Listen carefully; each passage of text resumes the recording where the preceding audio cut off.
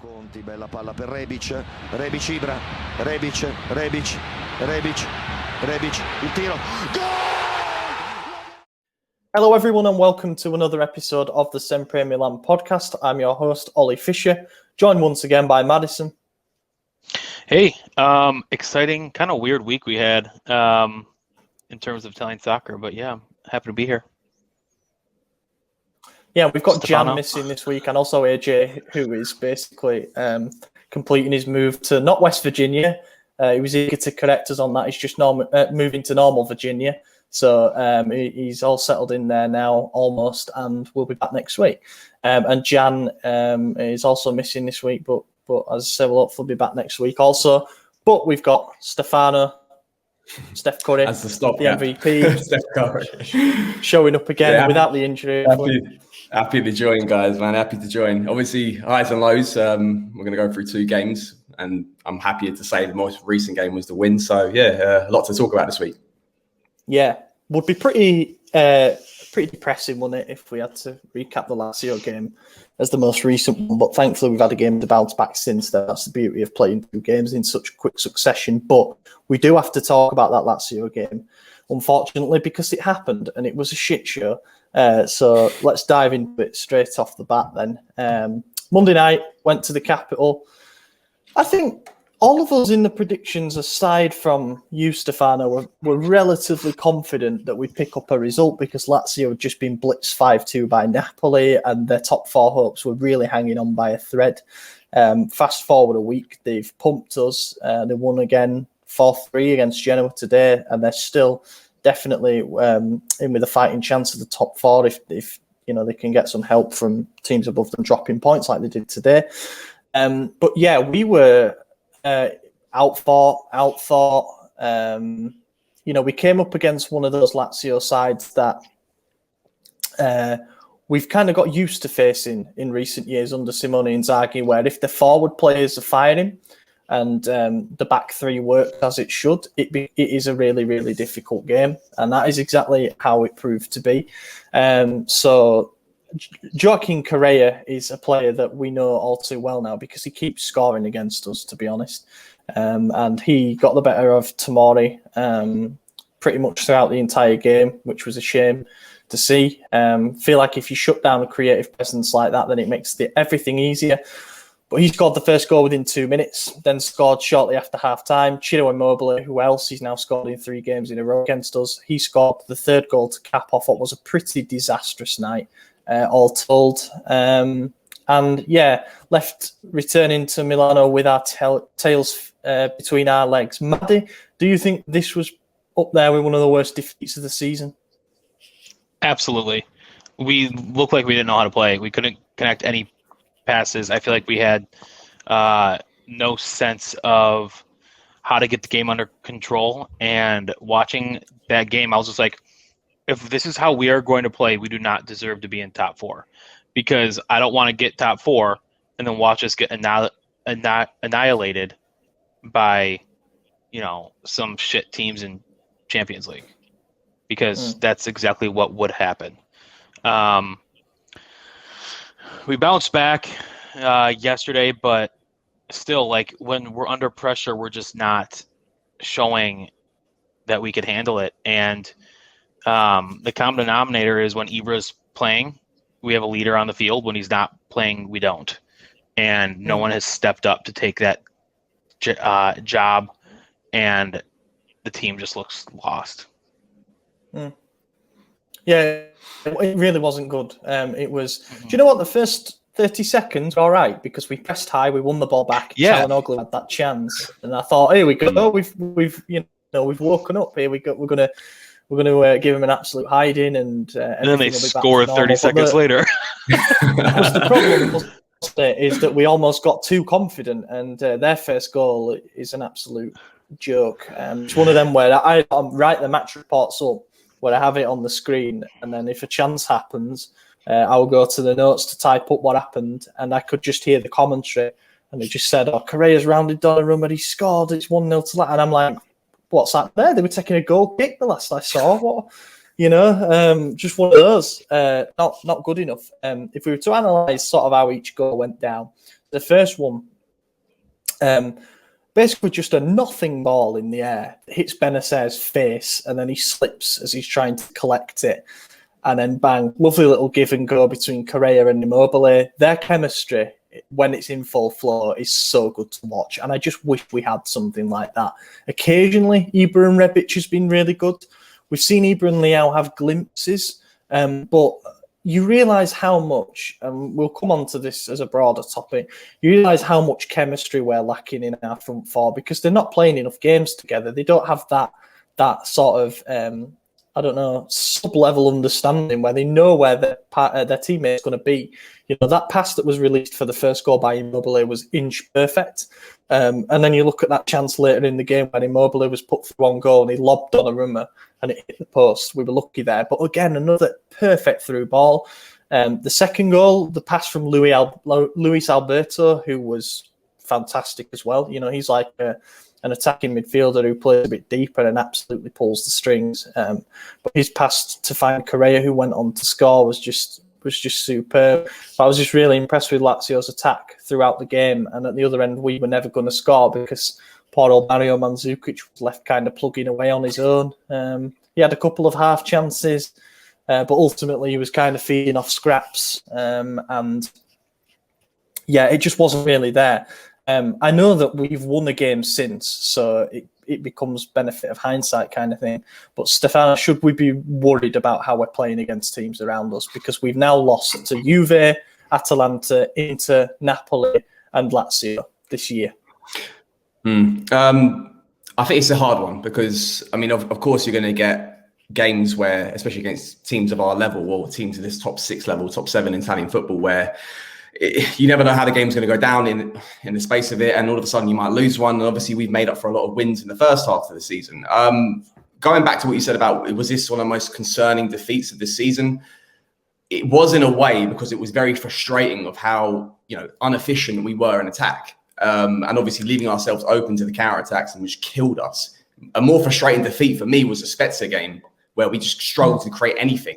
But in this game, at least we were showing, you know, there were signs of, you know, the one-on-ones with Çalhanoğlu in front of Pepe Reina. There were moments where we just weren't taking the chances, and they just punished us. You know, like we just said there, 30 seconds into the game, we've had a half chance. 30 seconds later, we've conceded and we're 1-0 down. It just goes to sort of, that's the issue for me. Are we that efficient when it comes to our attack? And we're going to talk about this in a second with the game. The victory we got against, we just played now, Benevento. We showed signs again of just clearly not having all these lots of opportunities. And then we seem to be very hasty when it comes to like pressing high. And all of a sudden it's leaving us with a few problems when it comes to our defense. And are we sort of overcommitting? Are the players kind of feeling the pressure of the top 4 race now? So it was a concerning defeat with Lazio, but more so is because it's highlighting the fact that we're not taking enough chances. And you're right with the chemistry. There doesn't seem to be something that's there with the front 4 players, regardless if Ibra's there or not. And we'll come on to it in a sec with the Benevento game. We're seeing the frustrations with Ibrahimovic and Çalhanoğlu, and there seems to be a lack of chemistry between, you know, the 4 people up front, that they're not being efficient enough and taking their chances.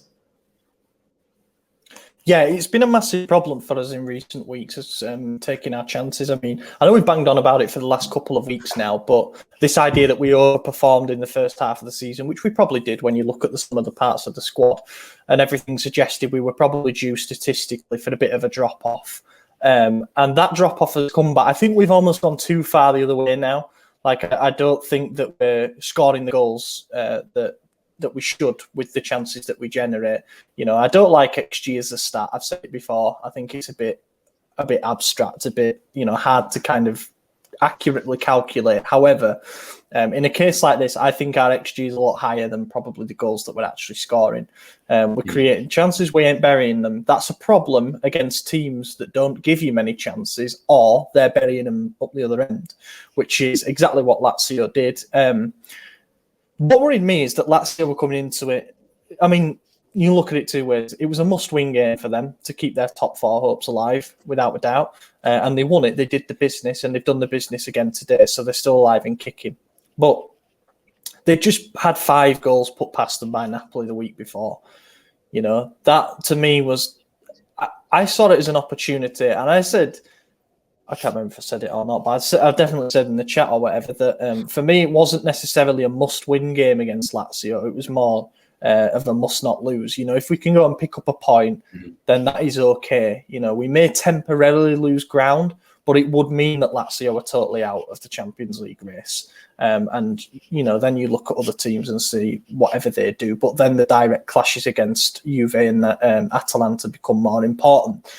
But yeah, it was frustrating. I mean, we have a real problem as well early in the second half, from minutes 45 to 60, where there's a goal in the game. We've done this now against Atalanta. We did it against Inter.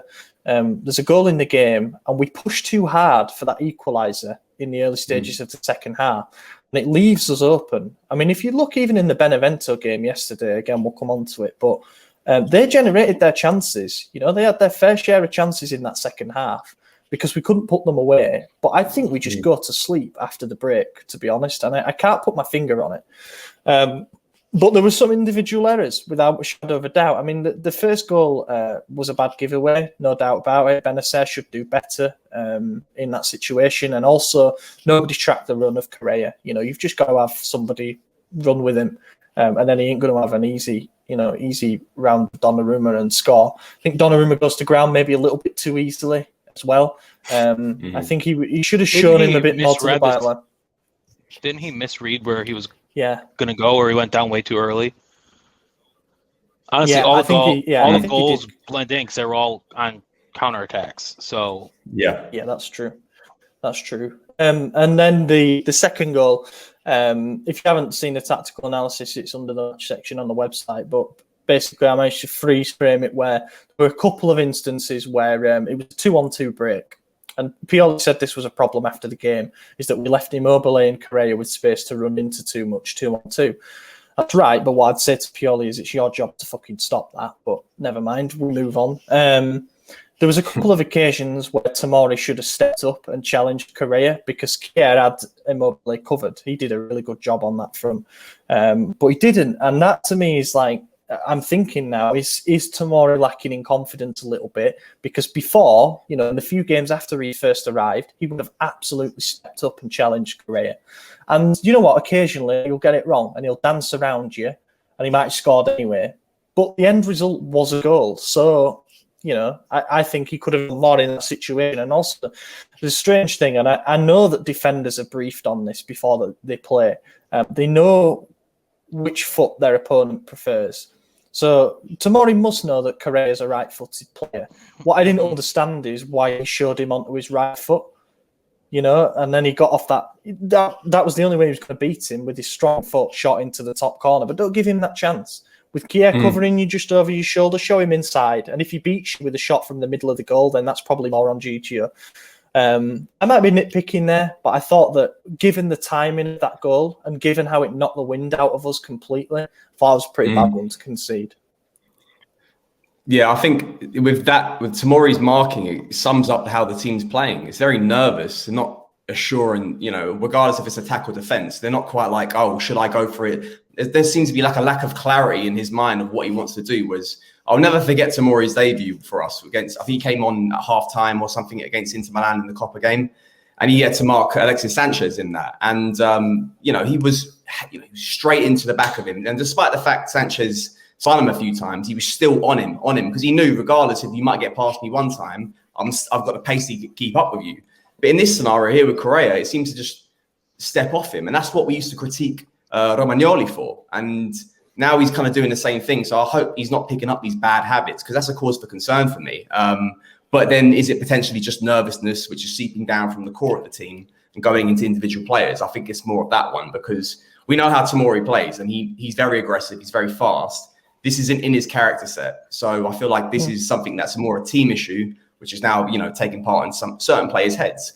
It was a shame to concede a goal like that against Correa, but there seems to be, like I'm saying, a deeper issue with the team, with nervousness and the lack of clarity and conciseness and efficiency, that they're overthinking situations and not thinking with their minds and just going for it, really. And you're right. I'd rather you go for the tackle and he scores than put him off and he scores anyway. But that's the value of hindsight, I guess, at the end of the day. But that there is definitely an issue with how we start second halves because you say Atalanta game, Inter Milan game, Lazio game, we're looking so good to get an equaliser and then bang, it's killed off. Because when they go 2-0 up, you know that we're going to leave ourselves open to more counter-attacks going forward. And like that Inter Milan game, like the Lazio game, like the Atalanta game, we lost all those games 3-0 because the third goal comes from another counter-attack. So that's a massive cause for concern. Yeah, absolutely. Interesting point about mental clouding. Maddie, if you were to put a percentage on how much of our struggles this year have been physical fatigue versus mental fatigue, what would it be? Oh, man. Just a random question I've come up with, not pre-prepared or anything, but it just got me thinking then, like, that's absolutely right about how we're not making the right decisions, etc. Sorry, Maddie, go on. No, it's fine. I think physical has to be like 50% because of all of the injuries that we have had. Mental fatigue, I don't know. I mean, we went, 22 games unbeaten, 23 games unbeaten. Like, you don't do that if you're mentally weak. Like, that takes a lot. But the crash sense, you can almost blame on mental fatigue. So I would say,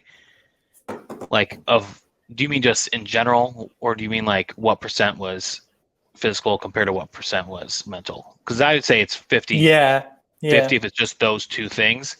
If not, there's other aspects. But yeah, I mean, I'd definitely agree with that as well. I think in the second half of the season, like 2021, I feel like it's a mental issue that we have.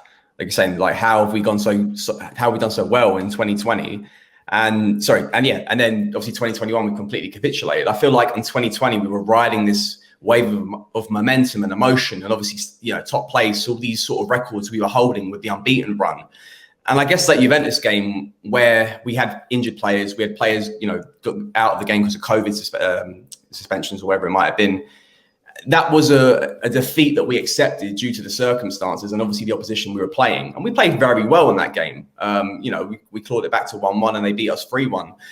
But at some point from there, it seems to be that there's the fall off. There's the Derby, the Coppa Italia loss that we had. There's also the 3-0 Derby loss that we had as well. There's these chips of mental weaknesses that we just had along the way. And despite the fact that we've had some good scenarios where like the Manchester United fixtures in the Europa League, where I feel like mentally we were very strong and very unlucky in those games, it just seemed to seep its way through the season and get to each of the players' heads. And regardless, you're right, I think there's other issues at play, whether it's, you might think it's the coach and is he playing certain players or not, or should he have changed systems earlier?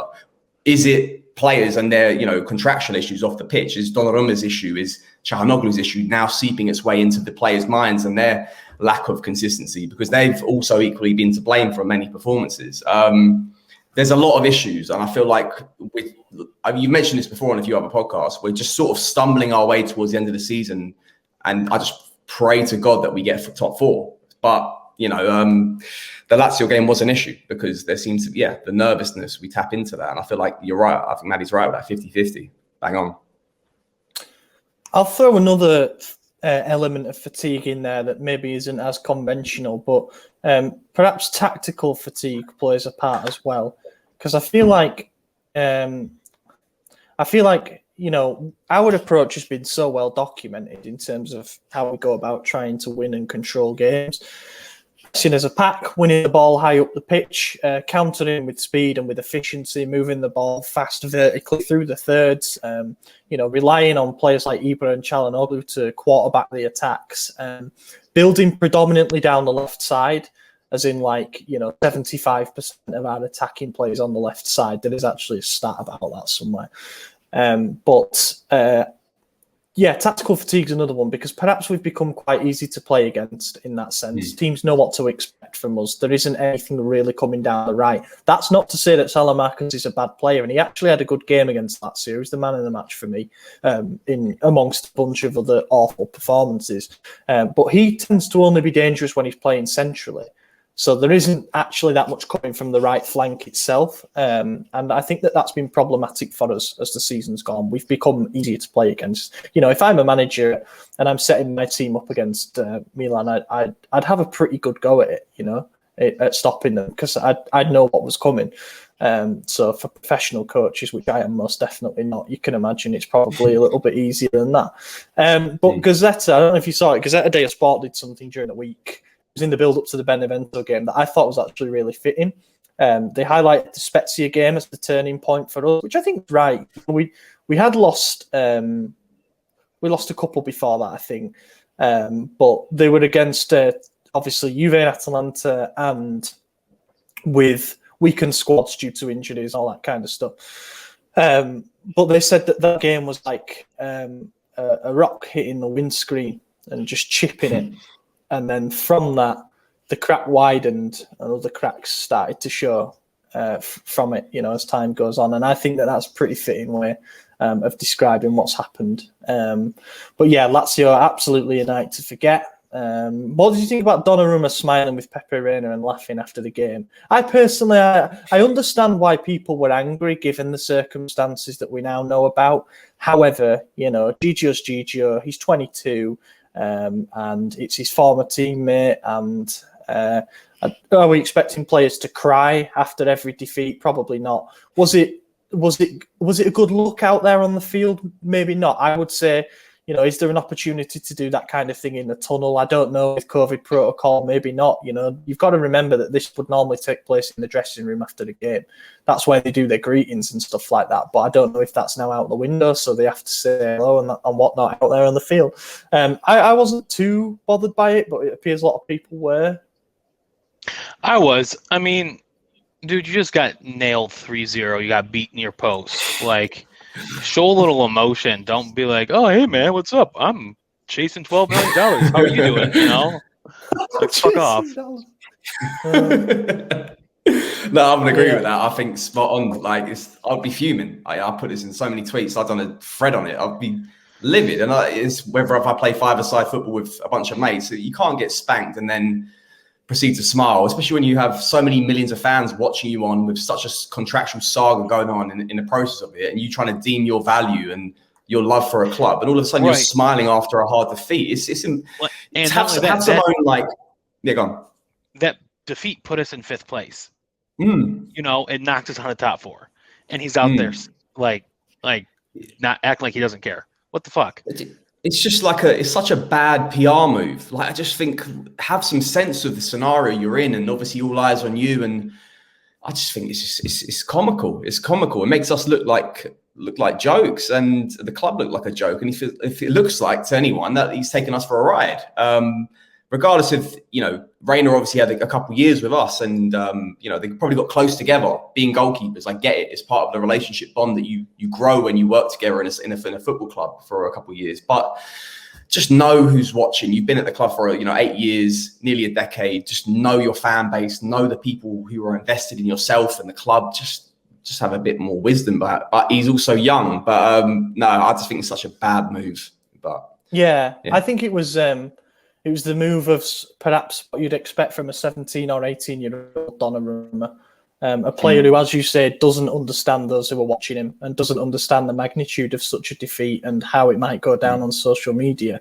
But then the flip side, and we will come on to this story after the Benevento game, it's clear that he now understands the fans' anger. It'd be fair to say, so maybe best to chalk that one off as a blip. If he were to do it again, later on in the season, if he were to do it, if we were to say get beat by Juve and he goes and hugs Bonucci, that's it.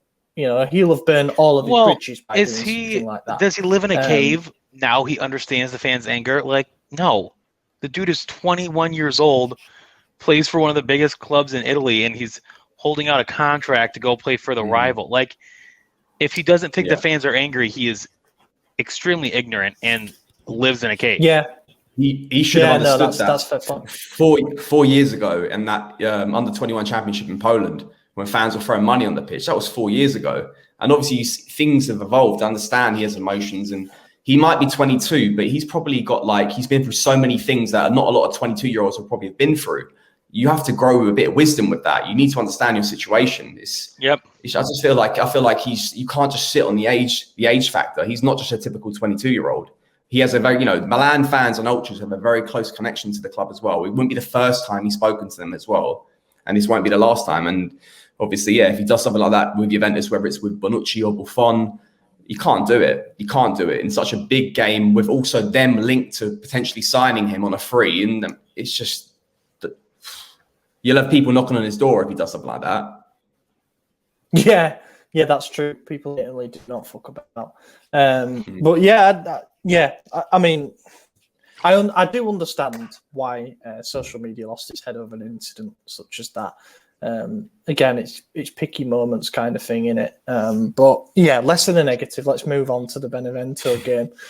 God, it would have been a dark episode if we hadn't have won this game last night. I guess the main part of it is that we went into this game with some serious questions that needed answering. You know, we needed to see some kind of defensive resolve. A clean sheet was absolutely imperative. You know, I know Benevento, they score goals. They're not, you know, they're not quite as bad as like a Crotone or whatever. But we needed some defensive resolve badly. We needed to score. We needed to score early to relieve any kind of nerves and pressure. We needed to command and control the game. There was no other option than a convincing win in this game. Otherwise, I think a lot of people would have written off top four altogether. Because if we can't do it in this game, the easiest of the five, then God help us when, you know, we're in the middle of a really tough final four games, which have still to come regardless.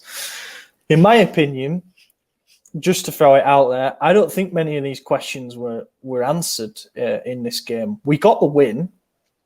We got a clean sheet, yeah. But I would chart this down in the column of we just about did enough.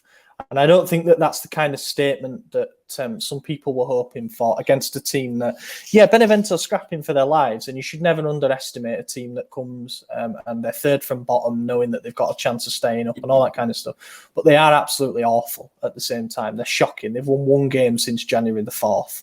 You know, they've been diabolical. And I think that there were periods within the game, not just one-off attacks and stuff. There were periods within the game where they were comfortably the better side. And it just shouldn't happen. Because if that happens against Juve next week, we've seen today that they can score 2 goals in a few minutes and that's it, bang, lights out. So it wasn't necessarily the reassuring win that I hoped it would be, but I'll throw it over to you two to be a bit more positive.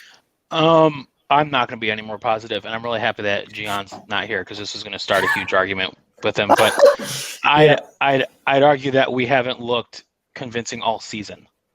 Even though we went on 20 games unbeaten, a lot of those games were not convincing wins. They were 2-0 wins, like the game that we played on yesterday. And we never got out of first gear. And we used to say it's because we didn't need to. But it's because there is no second gear for us. Like, we're just a single cylinder engine. I think that's it. A single gear engine. I don't know.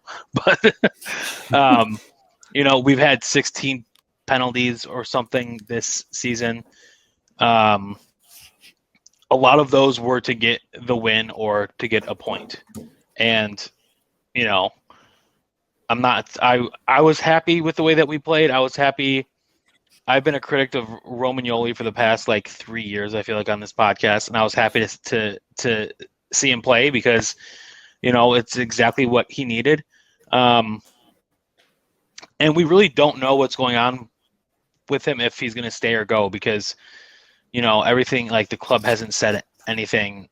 It's just all speculation. I would like to see him stay. I don't think he should be captain. But regardless, this is just a normal game that we won like the rest of the season. Hopefully we win on Saturday against Juve, or is it Sunday? And get another win after that. Secure Champions League. Yeah, it was quite a deceiving victory, I've got to say. Because at the end of the day, we got the clean sheet we've finally been waiting for since start of March. A 2-0 sounds like a standard win, solid win, but it wasn't that. It was a lot of nervousness in attack, a lot of nervousness in defence. I'd say one player who kind of looked quite impressive to me was Dalot. I thought Dalot looked okay, considering he has a lot of bad games at right back. He looked quite impressive, but obviously against a very weaker side. Yeah, this doesn't look good considering the games we're going into are going to be much more difficult. Yeah, it's a hard one to pick this one apart because it's just, yeah, you're right. I don't think we've gotten out of first gear because I don't think we've ever had to. There's been a lot of 2-1s along the way. There's been a lot of, 1-0 wins or whatever it is. I feel like, well, we battered Crotone at the start of this half season, but even that had its kind of issues with it. It's a really hard one. I feel like it comes with a sort of a nervousness because of the pressure's now on. Did we perform so well at the end of last season because the pressure was off? Essentially it was just go out there and play football. Potentially, that's probably why the attackers were able to do a lot better. And we surprised a lot of opponents because of a new system, a new formation, players surprising a lot of different defenders marking them.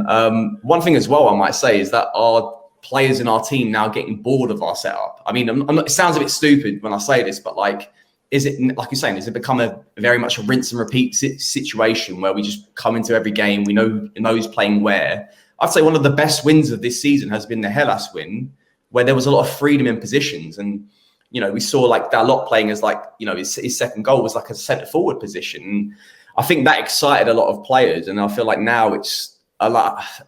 There's what annoys me a lot the most was Ibra shouting at Çalhanoğlu. So frustration is seeping into the team. That's not a good sign because that. I mean, I agree with Ibra because he expects a high level of quality. I just sometimes feel like he does it in a smarter way. But he's been around the block. He knows what he's doing. And we are all frustrated with Çalhanoğlu, regardless if he scores or not. It's concerning because we're going into bigger games. Yeah, exactly. I mean, I thought it was needed to be said. It's just whether that's the best. I mean, I don't know. I guess it's. I don't remember having. Ibra's Ibra. Yeah, I don't remember having a player on the pitch who yelled at their own teammates as much as Ibra does. I don't remember the last player. I feel like they're all just quiet. They're like, "Oh, bad pass, my bad." Ibra's like, "What the fuck are you doing?" Yeah. No, you're right. I think Gigio might shout every once in a while and be like, he's done a save or someone's done a defensive clearance and he'll shout and it's motivating, but it's different to really. I think Ibra's kind of going like, look, do you not know what you're fighting for? And I feel like he's the voice of the fans in that scenario. And that's, thinking about it now, it's actually brilliant that he does that because he has to call up people who aren't pulling their weight. And like I was saying about how the scoreline deceives our performance, the same can go about Çalhanoğlu. He could score a goal, but his performance is still wishy-washy because what frustrates me the most is that the ball ends up on his legs on a lot of one-on-ones, a lot of good chances, and he just blunders them. And he's the person where I feel like we could have the biggest upgrade in this squad, and the situation can get a lot more better. But that's another topic for another day. But looking at this Benevento game, it's a hard one. It's very deceiving because the scoreline is exactly what we wanted, but the performance wasn't what we wanted. Yeah, I said it after the game on social media, we're at the stage of the season, last 5 games where results are the only currency, really. You don't get points for performances.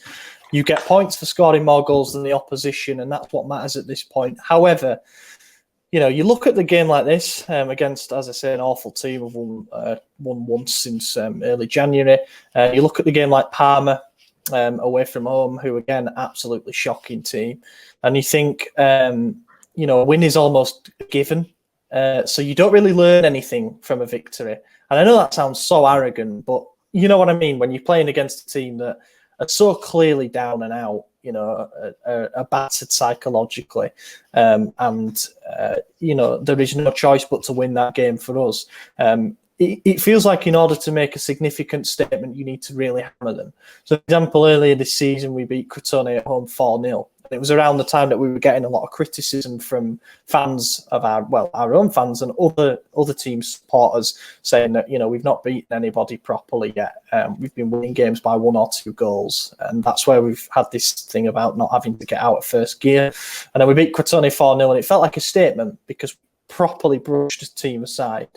And we hoped that would be the springboard for a more ruthless team, one that took all the chances and everything.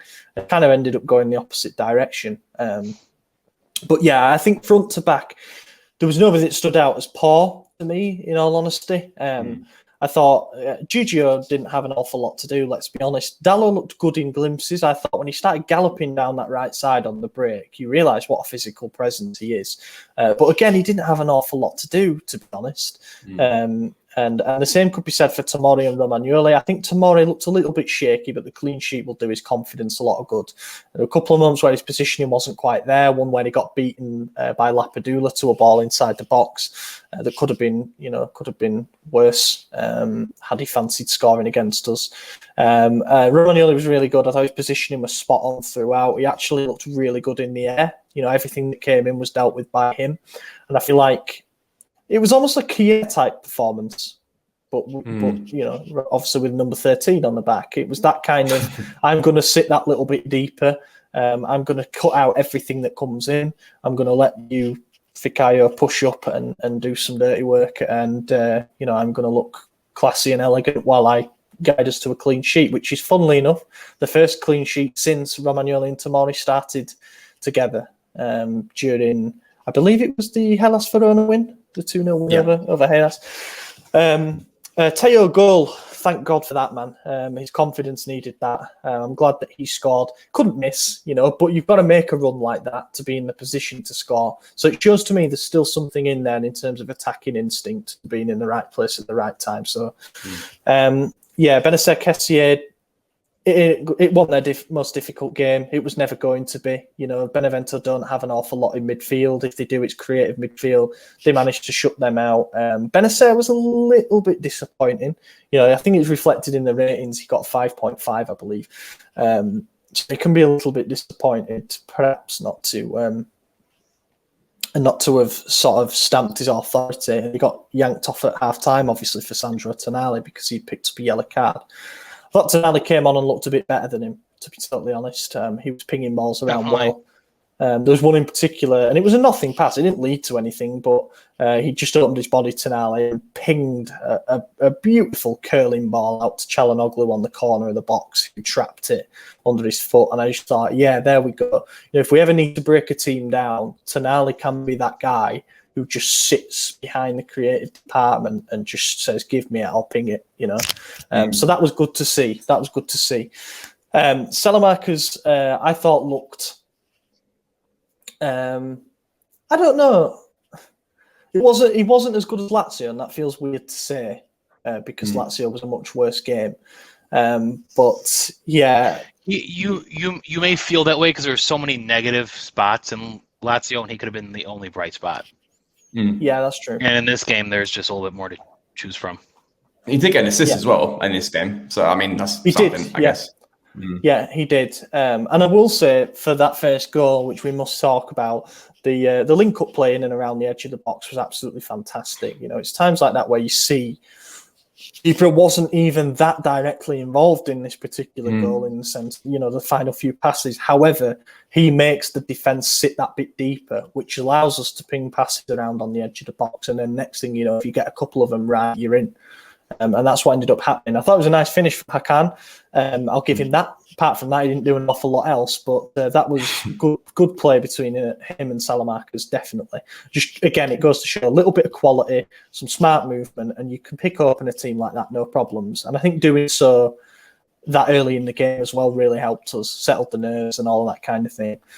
So that was pretty spot on. And then the second goal I was absolutely convinced was offside at first, slipped the ball through to Ibra.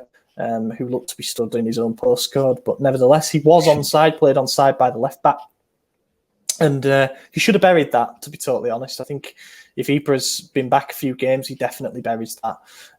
But as I say, good gambling from Teo to know that the rebound might come to him and he nabs in and, bang, 2-0. Wasted a lot of chances on the counter again. There was one that I counted in the first half, which was where the corner was cleared.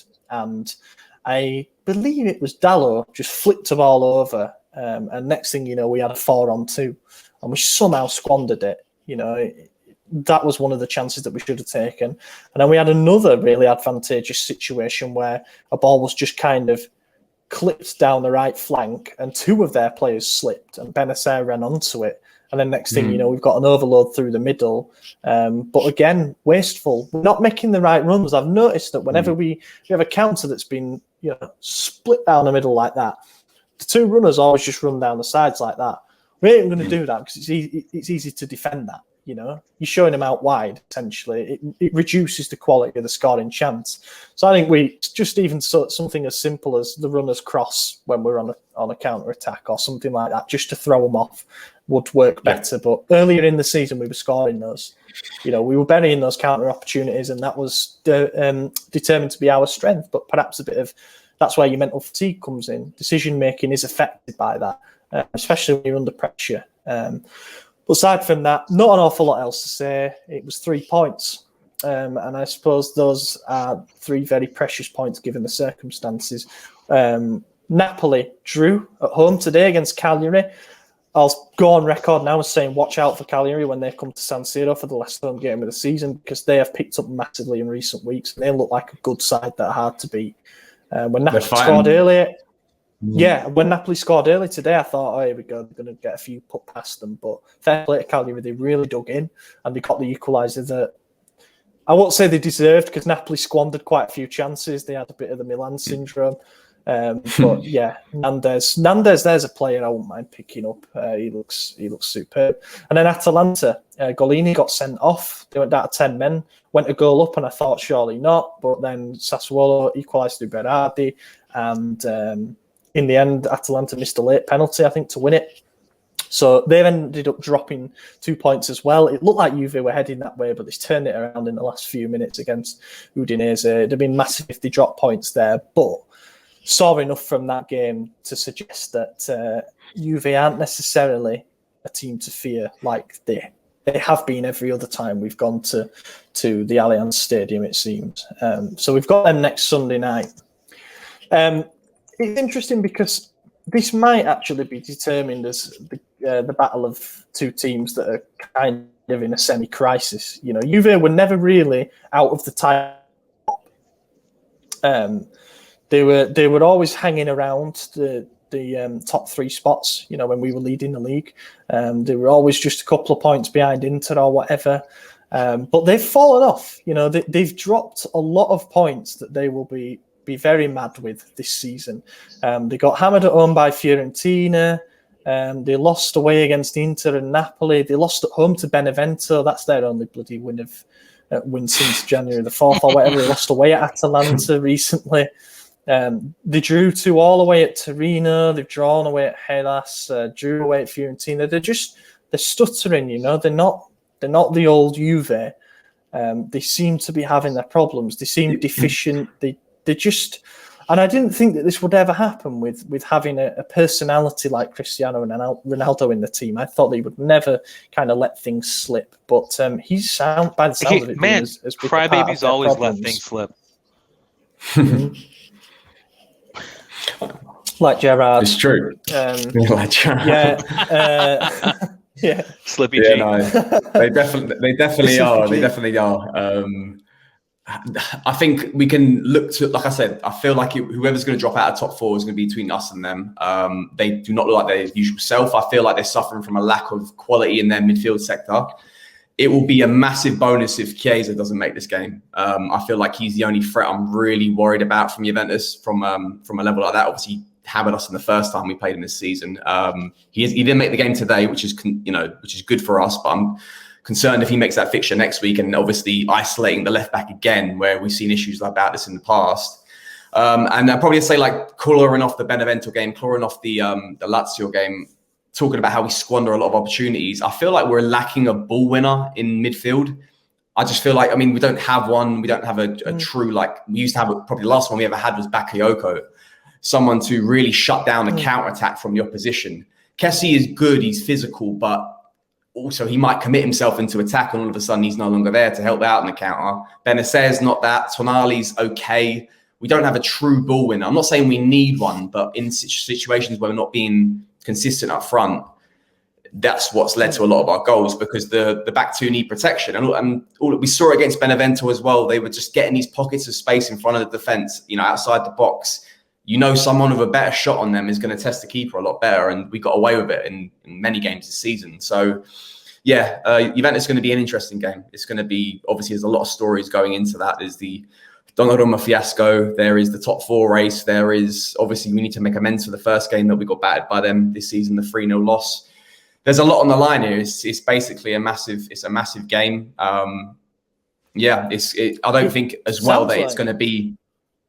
So I was going to say, I don't think it's going to be like if we lose this, it's massively concerning. But if we draw this, the story will continue. Obviously, who's going to finish in top 4, and that involves Napoli, it involves Atalanta, it involves Lazio, us and Juventus. So it's going to go to the wire. But it's a huge game. It's a huge game, and if we can get this win, Stefano, it's if you say too much, people aren't going to watch your episode on Wednesday. It's true. It's true. But yeah, no, it's a massive game. I mean, the fixture itself is big. It's always been big. Yeah, it makes me nervous. They have our number. They always have, and I don't think neither team looks good. Like both teams look like shit. I don't know how we're where we are, but I mean I know how we got here. But the past couple weeks, Juve looks so scatterbrained. They look like a ton of stars on a pitch that just can't mesh, and then some random American on there as well. But like this podcast. Yeah, right. I think that we'll squeak away a win as long as Ibra can play all 90. I've been shitting on him all season. I can't believe I'm saying that, but I think even if we win against Juve, we can still definitely not make Champions League. I don't think that this is the game. I think the game is going to be the two games are going to be against Torino and Cagliari, because those are the two that are going to we drop easy points against easy teams. Not anything disrespectful to them, but Torino is fighting for to stay in the league. They're going to be hard to play against. And Cagliari, got to draw against Napoli. So they're in the same boat as well. They're in the relegation battle. So I wasn't sure, so I didn't want to say that. I just know that Torino's down there. Yeah. So. No, it's between Torino, Benevento, and Cagliari. So Okay. Yeah, I honestly don't know how Cagliari are down there. I guess they've had a rocket lit up them in the last few weeks, but I've been impressed with them recently. But I mean, it sounds like we could almost put a nail in Pirlo's coffin, to be honest. They had that disappointing season. I would love that. So would I. I did a report earlier in the week. It was a Gazzetta thing, basically saying that Juve have actually based their entire budget around qualification for the Champions League, making up a certain percentage of their revenue, so around about 25%. So if they don't get it, then they've got a lot of costs that need to somehow be footed, and they're already over 400 million euros in debt. So it's catastrophic. So that's why I wouldn't 100% rule out Pirlo getting sacked before the end of the season if they need to bring in Allegri early or whoever it may be to rescue the situation, because if they don't get Champions League football, it sounds pretty damn disastrous. Yeah, I was going to ask you guys, Juventus ended up winning, but who do you think it would hurt more to not get Champions League, us or Juve? 100% them. 100%. 100%. This was part of it. Ridiculous. I would love it, man. They would have to sell so many people. It'd be fantastic. I think their wage budget is 3 times ours, or 2.5, 3 times what our wage budget is. Yeah, exactly. I mean, you're paying a player 30 million net. I mean, that's obscene. And there was something which I wrote up, and it was from Franco Aldini, who is obviously a pretty well-known journalist and Milan fan and everything. And he was saying that it actually isn't a financial disaster for us at all to miss out on the Champions League. I mean, the owners have repeatedly said we haven't even budgeted for the Champions League next year. If we get it, it's a bonus. We get 50 million that we didn't think we were going to get. But essentially, we're a debt-free club that are cutting its wage bill and making wiser investments. The value of our squad continues to rise. Elliott have pumped over 600 million into the club to make it stable. I say the process of cleaning up the accounts is going well, and basically being debt free and also having some players that we know we're going to be able to sell and it not be a problem this summer. If you think about the amount of money that Juve and Inter might need to raise in capital gains this summer because of the losses that they've made, you're talking about selling a Barella, a Lukaku, a Hakimi, someone like a really big player to make money, and then. Juve, again, you're talking about offloading Cristiano or not redeeming Morata, and they might not mind that, to be honest. But for us, we're just like, great, we can get rid of Krunic, we can sell Laxalt, Caldara and Conti when they come back from loan, and we can generate our money that way. If needs be, we can sell Pobega for some capital gains and then just include a buyback. We can be smart with our investments. So, long story answer to that question. It definitely hurts Juve more if they don't get in, because that's the very least that they assume. They actually just assume that they're going to win the title every year. And what they were really striving for is to win the Champions League. But now to potentially crash completely out of everything would just be shocking for them. And annoyingly, I don't think it's going to happen. I still think they're going to finish in the top 4. But we'll see. I mean, I'm just looking at Juve's stats in the league. They've got Cristiano Ronaldo on 27 goals. You can't knock him. I mean, I know the guy's wasting chances, but a game like today, he comes in and scores 2 goals in the final 10 minutes to earn his team 3 points. That's Cristiano Ronaldo. For all the misses and for all the not the word I'm looking for. I don't know what. Theatrics and all that kind of stuff. That's what you get from him. You get a match winner. He's got 27 goals in the league this season. And Morata's got 9, but he's been awful. A lot of offside goals. It's become a bit of a meme. And a lot of missed chances. And then it just kind of drops off. You've got players like Dybala with 3, Rabiot with 2, Kulusevski with 4, Ramsey with 2, Sandro, Bonucci with 2. I mean, they're defenders. They just haven't had that balanced contribution, which means that when Cristiano hasn't done it, none of them have done it. I think the bottom line is to keep him. And if Chiesa does play, we've got to keep them 2 quiet. Because if we leave Chiesa in isolation against Teo, left side of our defence again, it's curtains, because he's got the quality to hurt us without a doubt. So anyway, score prediction. We never win here. We still haven't won a game away against Juventus at their new stadium. Oh, no, we might have won 1, sorry, I think, when Gattuso scored the winner. I could be wrong on that. But yeah, we just can't win games here. I think this is going to be tough as well, because they're going to be fired up, but I just feel like this is going to be a cagey game where both teams know that winning would be amazing, but it doesn't get them in to the top 4, guaranteed, but losing would be absolutely catastrophic. So for that reason, I'm gonna I want to predict a draw, and I'd say I would sign up for that right now. I would sign for the draw right now, and then let's just have it as a 3-game shootout. If we win those first 2 games out of the 3, we must be in good shape, then. But I just have a bad feeling, so I'm going to go 1-0 Juve. I think that if it's a tie in the 80th minute, Juve is going to win it, because as much as I hate Ronaldo, he's a huge difference maker in the last 10 minutes of a game. I'm going to say 2-1 us, and it's going to be 2-0 going into the 80th minute, and they're going to have a little bounce back, but not quite get it. I think the key for Juventus in this is that they can afford the draw, because obviously our head-to-head, they are superior because they won the first game. I think they're going to look into this and they're going to go, you know what, if we can draw this game, we could potentially offset a loss against Inter Milan, because Milan have to play Atalanta the last game of the season. Basically, the both results will probably counterbalance each other. And it's basically, it's a shootout. Let's see who's got the better head-to-head. And even if we draw level on points, they're still going to be, they'll get the spot over us. They're going to look for a draw. If you tell me if Chiesa is playing or not, I'll give you a different answer. If Chiesa is not playing, I think we beat him 2-1. I think we have just as many threats in isolation play. Their fullbacks are very weak. Danilo and Alexandro, they've completely fallen off. So players like Leao and Rebic, I feel like they can have a field day against them.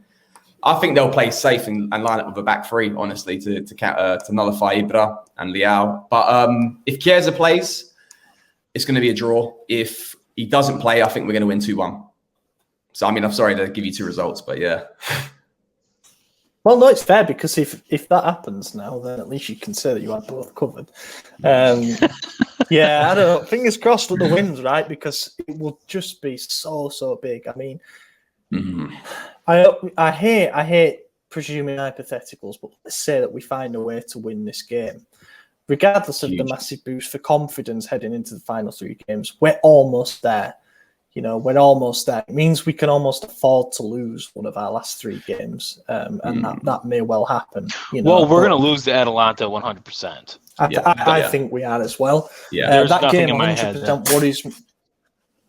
Yeah, that game worries me a lot more than this upcoming Juve game does. I think if you want to talk about a team that has our number, Atalanta have just absolutely wiped the floor with us every time they've played us. Even that 1-1 draw when we were on our amazing run last season, we had injuries. We were lucky to emerge with a point from that one. So we need to essentially rack up the points before that last game and assume that we're getting nothing. But the hope is that other results can just... And I don't like hoping for a team. You always got to take care of your own business. But when we're in this kind of point of the season, if Napoli can drop points in a silly game like that again, then who knows? Who knows where we might be going into that final game? So right. Questions. Well, there is going to be a question, but we better talk about the incident first. So after the game last night, it was reported by Sky Italia. It's since been reported by other sources that Gianluigi Donnarumma, there was a group of Milan fans who were outside Milanello on Saturday prior to the game, and they wanted to speak with Donnarumma. And there was a bit of hesitation at first, but he decided to go out and speak to them. Some strong words were exchanged by the sounds of it. Strong words probably being the nice way of putting it. But during it, apparently Donnarumma said, it's me who decides, I want to stay. Stuff that we've heard from the media for a long time now. But then there was a couple of reports saying that he sort of left the scene of the confrontation in tears because it clearly rattled him that people were so angry. So first of all, where we stand on Donnarumma's reaction, and do you think the fans were in the right to do something like this at such absolutely. a point? Could you imagine if there was fans in the stadium right now? He'd be getting ridiculed every single game, and I wish that there was, because I mean, at this point, I don't even want him on the team. I want to get money for him, but every 4 or 5 years to do this again, it's just like, what's the point? Also, if your highest paid player on the team is your goalie, there's some business problems at that club. That's very true.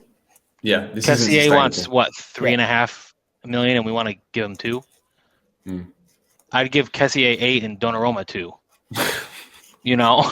That, fair point. That is a fair point. I mean, there is definitely an argument that if your highest paid player isn't your striker, i.e., or a star forward, your match winner, the one who brings points to the standings and takes you, from being a top 6 club to being a top 4 club or even a title challenger, which then repays that investment because he's got you there. There is definitely an argument that the structure of your squad from a wage point of view is wrong if your match winner isn't there. And it's not like Donnarumma's just above what the others are earning if he were to earn $8 million a year. Ibra gets his $7 million net, but you've got to factor in that that's going to be offset by the tax relief next year, so it's not going to cost us as much in gross.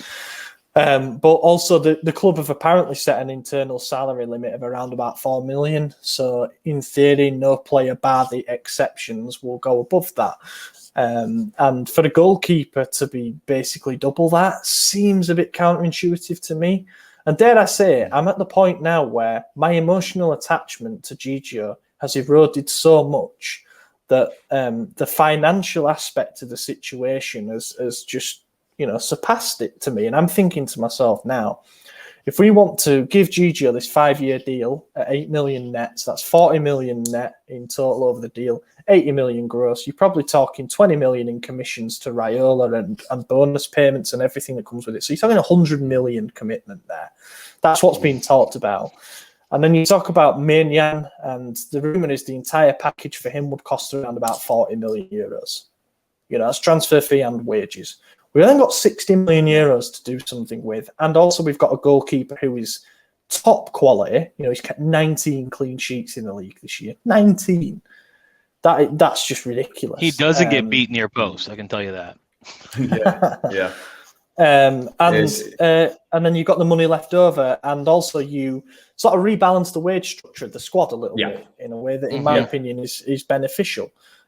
So I'm like almost in favour of, thanks for the memories, but if you really cared and you wanted to give us a reason to get behind you, you'd have not let this drag on into such a delicate moment of the season. And before people comment, that absolutely goes for Hakan as well. I'd be glad. I'd say thank you for the contributions that you did make, but I would not be bothered to see the back of him at this stage. I know he scored the goal yesterday that gave us the lead, etc. But I don't think his performances overall warrant playing hardball like he is, warrant the standoff, the stalemate, for the sake of $1 million. Make that bonuses and say to him, earn it. If you want that extra $1 million, earn it with goals by getting us into the top 4, whatever it may be. I cannot believe that it's dragged on this far, and I apportion a small percentage of the blame, or perhaps just a percentage of the blame, to Maldini and Massara as well. I feel like this should have been sorted before the season started, so seasonal objectives weren't a big deal. You've then got players who we were top of the league for over 20 rounds this season. That's your time to negotiate and say, look at the project we've got here. Do you want to be a part of it? We assume the answer is yes. Let's work something out. Let's carry on. Now we're in a position where they've got 2 months exactly left on their contract, and we may or may not get top 4 because the season's kind of fallen apart. And now they're saying, well, we want to wait and see if we get Champions League first. Timing of the negotiations wasn't there, in my opinion. But then also, if you've got 2 players who are determined to kind of test the market anyway, maybe Maldini's hands were tied a little bit.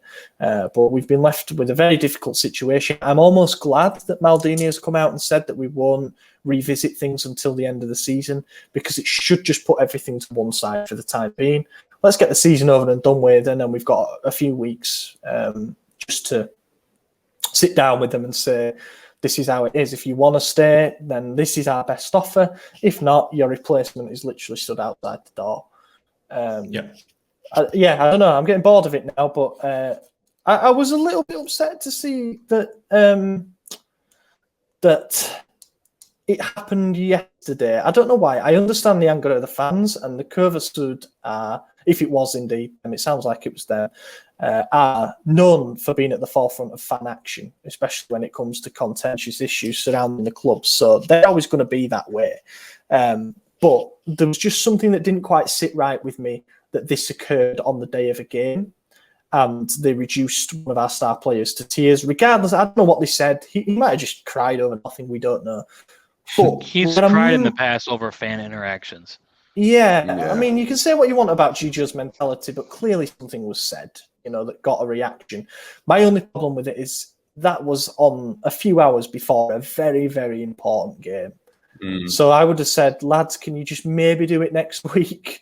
Because we don't know how that could have gone. We really don't know. Is he crying over harsh truth, though? That's the thing. I mean, perhaps, yeah. I'd like to know what was said. Yeah. If you're gonna make your bed, you got to sleep in it too, man. Yeah, 100%, 100%. I think we're all really fed up with this. We're all really like I think you just got to stick or twist, and just like, I think he can't cry. Like, I just feel like it's some crocodile tears. I think it's nothing. I can't give any sympathy to a player like that. He's earning very well for himself as a player. A goalkeeper should not be a highest earner at a club. This is not sustainable. He is a toxic agent. We have to continuously deal with this every time it's a contract renewal. I'd rather sign him if we can, sign and sell, and get the wage structure balanced again. This is just such a big issue, and what kind of I didn't like but I understood was that what they said about the Juventus game. If you don't sign by the Juventus game, don't play. That's, I mean, I don't know. That for me is a bit. Are we going to now have our all eyes on Donnarumma's performance? Yeah, I think we would regardless, though, because true. If we lose and then he goes to sign for Juve, it's like, fuck you, dude. Yeah. Well, he actually denied that he had any kind of agreement with Juve, which I suppose is understandable. But Maldini did something really clear in his pre-match interview by saying we're not going to talk to them about renewals until after the season, because what he's basically saying is there's no chance of us signing him before the Juve game. He's going to play a tough shit deal with it. You know, we know Maldini doesn't have a great relationship with the Curva anyway, but yeah, I think he was clever in what he said there to diffuse that. But I guess there comes a point, doesn't there, where greed kind of masks the tears a little bit, and I think people have seen through it this time.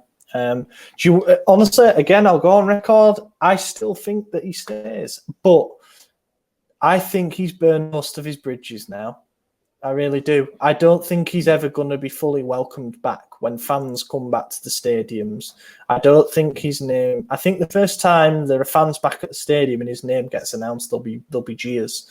100%. And that is a really, really difficult situation. And that was one thing that I worry about with the way that the Curva went about it is they might have just driven him away by doing that, because he'll be thinking, now, what's the point in staying at a club where I'm hated, where the fans don't respect me? They question my integrity by saying that I shouldn't play against a team that I'm linked with by the media. That might be what pushes him away. I don't think so. I think that he could also think, if I sign, they'll love me more. Because he'd be naive if he thinks that. This whole situation makes him look naive. That's true. Yeah, that's true. I mean, he hasn't grown up, has he? I don't think. And I would love somebody who is really close to the situation. So let's say, I don't know, one of Raiola's entourage, whatever, to actually say as a percentage figure how much of this whole thing is because of Raiola and how much is Donnarumma. Because I wouldn't be surprised if it was very much mostly Raiola who is just pushing and trying to get assurances, trying to get a big commission, blah, blah, blah. And that Donnarumma actually has just said, you get on with it, but I want to stay. That's it, you know. But then at the same time, you know, if he wants to try and save face with the fans a little bit, he needs to take control of the situation back now, because there's less than 2 months on his deal. And it's a crucial moment of the season. And the fans' anger has boiled over. We've seen it now, physically in the flesh. Their anger has boiled over. Do you think all of the players coming out in the media saying, like, I didn't even look at the salary, I just signed the contract, and Ibra, like, I signed the contract myself, is almost like a jab at him? Like, do you think they're all, like, throwing jabs? I mean, well, Shevchenko said he didn't care about the salary, and then interestingly, you know, it wasn't a question about Donnarumma. That was the interesting thing, but he sort of said it like, I didn't care what the salary was when I came here. And then you've got the Maldini example as well that keeps being quoted about how he just said, let's keep the same terms. I just want to sign. I just want to play another year. I just want to. And that's what attachment to the colours means to me. So let's say you've got a good agent who's really good at extracting every penny from a club. That should hurt you when it's the club that you supposedly love. You know, when it becomes borderline extortion, that's when you step in. That's when you step in and say, sorry, I'm not comfortable with this. I kind of just want to get on with playing. I'm really happy with 8 million, to be honest. Makes me the highest paid keeper in the league. I'm only 22. I'm pretty good with that. I'm going to make sure that we're playing in the Champions League next season. The ideal situation, the ideal resolution to this for me is that we sign him on any kind of extension, 2 years preferably, let's say. We give him the 8 million that he wants, and there's a release clause in there linked to us not qualifying for the Champions League, because that then means that if we qualify for the Champions League in those 2 years, we'll have the money to pay it anyway. We'll have the money to keep him and hopefully to negotiate another extension. But if we don't, then he leaves, we receive a fee, and neither party looks like the bad guys. Because the club like was a release clause, it's not our fault. And Gigio's like, well, I've got to go. Someone's paid my release clause. There's no like a massive breakdown in things. I still think that's the ideal, rather than maybe negotiating a fee flat. Yeah, that'd be perfect. That would be perfect. I mean, I get it. I think just wrapping things up, we've spoken about this quite a lot, and we agree on a lot of things about this. But one thing has to be said about footballers these days, that there isn't the loyalty that was there when Shevchenko and Maldini were playing, and prior to that, it's all changed these days. But I think you should then at least have some sort of acknowledgement of the club you're at. Milan has always been a family-orientated club. A lot of lifers like Baresi or Maldini, even players like Ambrosini, who've been there for basically like probably every year of their career, bar one when he went off to Fiorentina. Like just players like that, and just know the club. I know we've fallen off from grace, but know your fan base as well. And I feel like it's just it's a shame that it's gotten to this point. It's really sad. And if he is crying real tears, then fair enough. I get it. Like, but at the same time, you've created this scenario yourself. You've chose your agent. You've chose this to let it get to this far. And I agree with Ollie. I think the ideal scenario is sign itself, in my opinion. I'm sick of him. Sick of his antics. I thought you meant me. I'm sick of you too. Playing devil's advocate here. I know.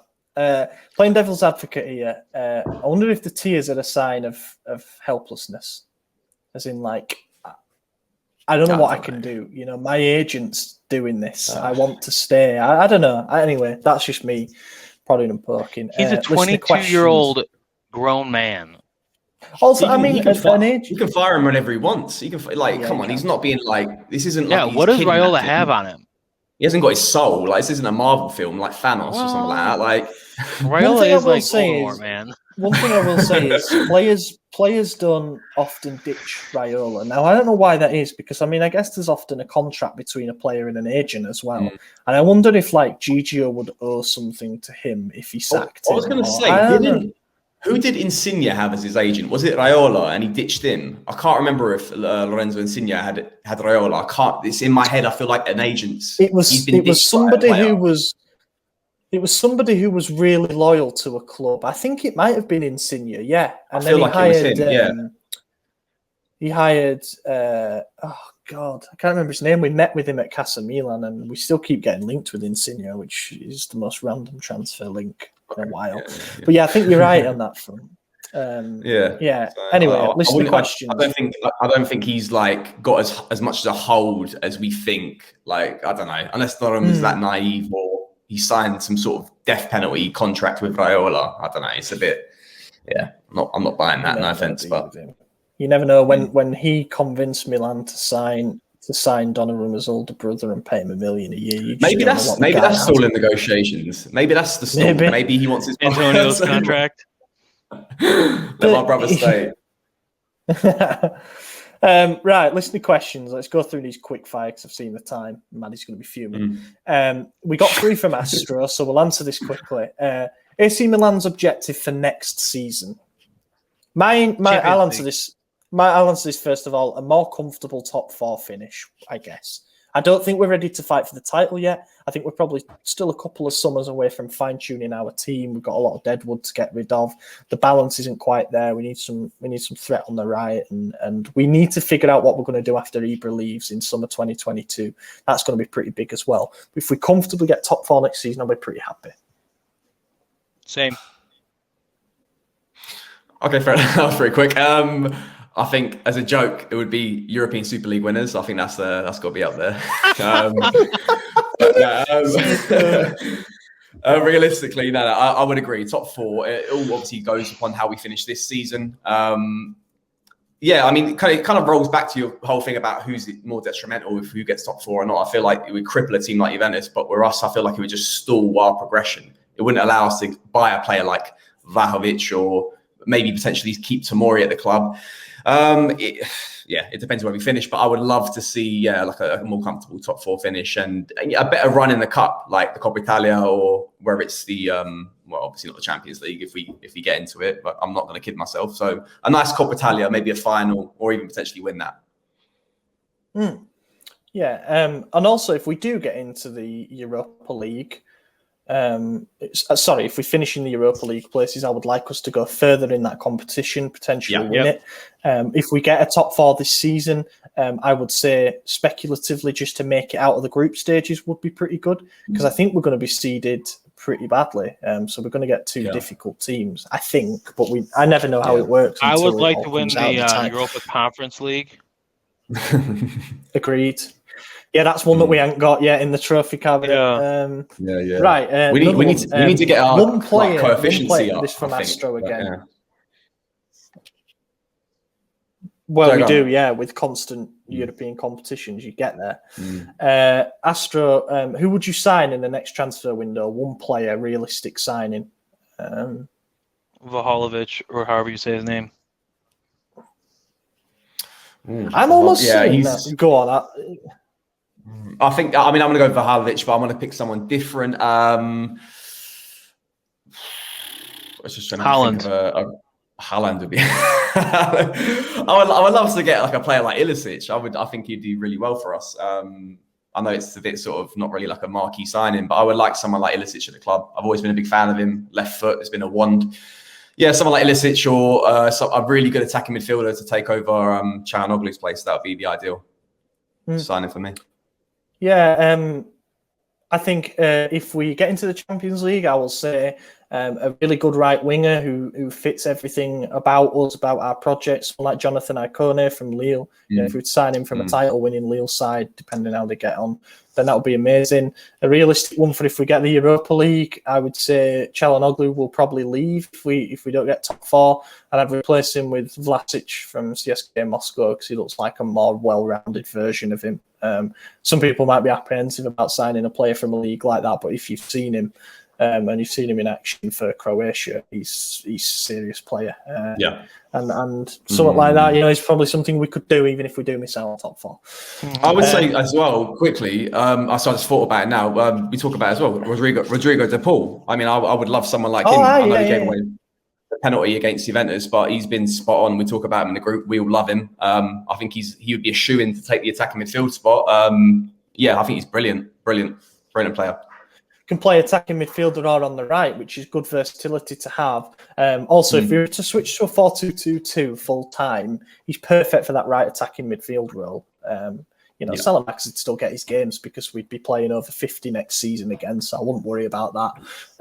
But yeah, he would be great for that position. I worry about the price tag, and I think it's a bit too early to give over a prospect like Hauger. I would throw in the 2 academy lads, Pobega and Brescianini, and say you can have Hauger on loan. Maybe, or you throw in like a Caldara, or you adjust the cash somehow. But if we are really in for him, and we think that we can get that done, I would be pushing down on the accelerator, to be totally honest, because I think he's going to leave this summer, and he would be an instant upgrade in a position where we need it. Final one from Astro. What are your thoughts on Inter winning the title? They mathematically won it today. I'll go first. I'll say fair play to them. They've absolutely deserved it over what will be obviously the 38 games. They've been by far the best team. They went on an incredible run to surge past everybody, including us. They've got the best starting 11. They've got the best defence. They're a very solid team. Antonio Conte is a winner. He's now won 5 out of the last 7 leagues that, in terms of seasons that he's managed. But what I will say is, and I said this before, I don't feel like this Scudetto, looking back in 10 years, 20 years, will quite carry the same weight from an emotional standpoint, because there was nobody there to witness it. Not only have they won a league in front of no fans this season, which is a shame more than anything, even though I hate all their fans, most of them. Not only have they done, but they didn't win it when they went on the pitch. They've had to watch Atalanta drop points for them to win it, and the team couldn't even really get together. They were all in their separate houses and stuff. So I feel like it's such an anticlimactic way to win. An anticlimactic way to win a Scudetto that people will look back on and be like, that's the COVID Scudetto. Earned it on the pitch, absolutely. I just don't know if it quite carries the same magnitude as others. If we'd have won it, I'd have been absolutely buzzing, of course. But I'd have also been gutted that I didn't see a single game from it. You look back in years and think, no, I didn't see that title-winning team. We weren't allowed in. The one game that they did allow fans in for was when we beat them 2-1. So I could really, I mean, like, it's like Juve 2.0. I'm saying this for Anthony because he's been preaching it all day. They took Juve's CEO, their coach, and one of their players, and now look, they won the league. Honestly, I'm not gonna like say go out there and congratulate them, but I could really care less. I mean, if I feel like it's such a weird season, you know, and I'm not gonna say that this means less because to their fans it probably means more because they haven't won it in 10, 11 years. You know, it's their first trophy in 11 years, and they did it by knocking us off the top. So, you know, it's probably more rewarding for them, but more power to them. They deserved it. They just destroyed everything. So, yeah, fair play to them. I think, you know, you can't discredit a team for winning a league title. It takes a hell of a consistency to do it. It's not an easy task. If it was, and then any team could do it. I think it's good for the league because it finally gets Juventus not winning a championship, you know, 9 times in a row, 10 times potentially. It was getting a bit embarrassing and a bad look for the league. It's good in that aspect, but obviously, yeah, I mean, it took them also to get knocked out in the group stage of the Champions League to up their consistency. I have to make that as a note. So take anything that, in fact, Inter Milan fans will say with a pinch of salt that if they had this form in the Champions League, that they'd be in the final. That's a joke. They haven't got the squad to compete on 3 fronts like that. You know what? Just fair play to them, and we'll see if this can continue next year when, yeah, they're registering a lot of debt and they might have to sell some players. But yeah, fair play to them. Yeah, I've got a feeling. I've just got a feeling in the back of my mind, and I don't know if I want it to happen or not, because I think it could be really bad if it happens. But they're struggling to pay players. They're going to have to sell some players to raise funds because they need 250 million by the sounds of it. Either that or they're at the point now where they're going to end up signing up for a really high interest loan with some random investment fund. And it's just not good. It's not good. They've potentially got a squad of players that they can't afford to have, and they've won the Scudetto with a squad that they can't afford to have. So that might be tainted moving forward. But yeah, without a doubt, they've earned the title. Final question then. Kenneth Jensen asks, do you think that the interest of the Singer family and Elliott management in Milan's project has faltered a bit now the European Super League won't happen? Yeah, I've never. That's a good question. It is a good question. I wanted to make sure that we asked it, and if I'd have seen it earlier, I'd have put it forward so we had some time to think. I would first say that I think that the answer should be no, and we all hope that it's no. But if this was all part of the plan of getting Gazidis and letting him have complete authority over the main decisions to do with the club from both a commercial and a sporting aspect, and you're bypassing figures like Boban before and Maldini now to do that and to sort of implement some kind of vision, it doesn't look great. The answer, I guess, is we have to wait and see. This is a big summer transfer window for us, especially if we get back into the top 4. Fans will expect for this summer transfer window to show that the owners back their project, their own project, back the people in charge of it, and they actually want to deliver on their promise of getting Milan back to being one of Europe's top clubs in the medium term. If they don't, if we're scrimping around for loans from Torino and we're getting players with options to buy and we're struggling to sell Deadwood and there doesn't seem to be much progression, then people will question it and say, you didn't put your money where your mouth was, you know. Everything's going well in terms of our 5-year plan or however long it is. And, you know, one bad summer means that you could stagnate. So I think it'd be a very interesting summer, and that's where we might find out what the true intentions are of our owners. Good question, good answer. Yeah, I would like to think that it does not deter them from wanting to own the club. That's what my heart says, but my brain says, don't be a fool. They're Americans and they're greedy and they're a vulture fund. And they probably bought the club and then found out about the European Super League and they're like, fuck yeah, 350 million a year, all over it. I just love that.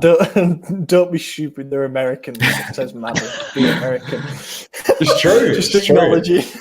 it. Dude, we're like fucking capitalism 101 over here, dude. Like, you know,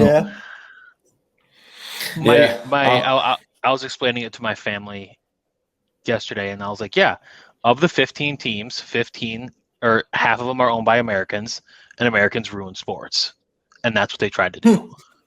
Yeah. And they're like, That's what? true. And I was like, you got never mind. How long have you got? Yeah, right. But yeah, I think spot on with Maddie in that one. I feel like we can't be naive that this might be going through their heads because, you know, it's the same model that they wanted to sort of get us down and American sports are made of. I hope not. I feel like a lot of it does ride on how we progress. And obviously if we can get a top 4 finish and get money coming in and flowing, and the model is seen to be improving the image to, they're going to potentially sell anyway. They are going, it was always going to happen. Right. So will this speed things up? Maybe. I mean, also, yeah, it just depends on how we finish. I don't think they're not the owners for the long haul. I think no fan can kid themselves about that. But as long as they're here and clearing our debts and helping out with transfer campaigns and allowing the project to get better and the image of the club to get better, then, you know, then fair enough. Let them stay. They've almost been like, oh God, this might get some bad comments.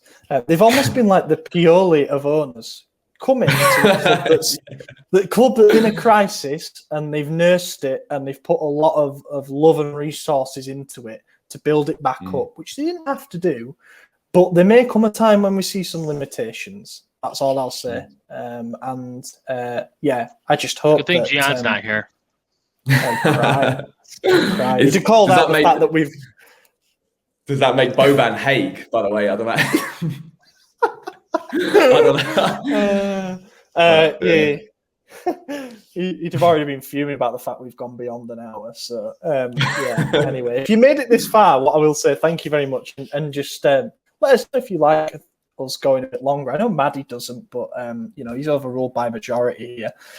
So yeah, it's good fun. We just throw me under the bus. Yeah, like I say, if you have made it this far, then thank you very much, and drop a like and subscribe and turn on notifications if you haven't already. Stefano's got a video coming in a few days, which will be, I believe, all around the Donnarumma saga. Don't miss that. That's going to be a cracker. But in the meantime, I've been your host, Ollie Fisher. You can find me on Twitter at Ollie Fisher. It's on the screen. Joined by Madison. Yeah. Next week we should have the gang back together. Follow me on Twitter at Edward__Toth. And Stefano, thank you very much for joining us again. Yeah, of course, guys. Yeah, I know I'm not a steady make of this, and we always come to the gang. I love watching the usual 4 do the videos, and I love to just join you guys as well whenever there's a space. So yeah, if you haven't already, follow me on Twitter. Keep an eye peeled for the midweek videos that we do. And yeah, until next time, guys. Thank you very much for listening, everybody, and we will catch you in a week's time, hopefully with a win over Juve in the bag. Thank you. Bella palla per Rebic, Ibra, Rebic, il tiro, gol!